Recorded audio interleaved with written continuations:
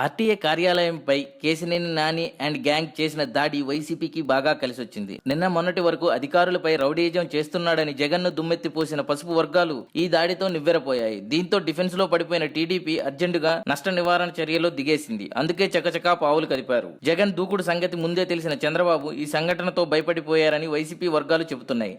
జగన్మోహన్ రెడ్డి అసెంబ్లీలో టీడీపీ అరాచకాన్ని ఎక్కడ ఎండగడతారనే భయంతోనే చంద్రబాబు తన ఎంపీ ఎమ్మెల్యేలతో ఐఏఎస్ అధికారికి సారీ చెప్పించారని వైసీపీ ఎమ్మెల్యే పుష్ప శ్రీవాణి విమర్శించారు. అసెంబ్లీ మీడియా పాయింట్ వద్ద ఆమె మాట్లాడుతూ విజయవాడ నగర నడిబొడ్డులో టీడీపీ నేతలు అధికారి బాలసుబ్రహ్మణ్యంపై దాడికి తెగబడటాన్ని ఖండిస్తున్నామన్నారు. విజయవాడ నగరాన్ని చంద్రబాబు రౌడీ రాజ్యంగా మారుస్తున్నారని ధ్వజమెత్తారు. ఎంఆర్ఓ వనజాక్షిపై టీడీపీ ఎమ్మెల్యే చింతమనేని దాడి చేస్తే స్వయాన ముఖ్యమంత్రి మీడియేటర్ గా వ్యవహరించారని ఆరోపించారు. సీఎం గతంలో ఎంఆర్ఓ వనజాక్షి సంఘటనను నీరుగార్చారని దుయ్యబట్టారు. మహిళలకు ప్రభుత్వం ఏ విధంగా రక్షణ కల్పిస్తుందో అర్థం చేసుకోవాలన్నారు. చెంప చెల్లుమనిపించి సారీ సార్ అంటే సరిపోతుందా అని ఎద్దేవా చేశారు. ఆ అధికారి మనోభావాలు ఎంత దెబ్బతిన్నాయో, వారి ఫ్యామిలీ ఎంత బాధపడి ఉంటుందో ప్రభుత్వం ఆలోచించిందా అని ధ్వజమెత్తారు. మొత్తానికి సైలెంట్ గా ఉండే పుష్ప శ్రీవాణి కూడా టీడీపీపై ఫైర్ అవుతోందన్నమాట.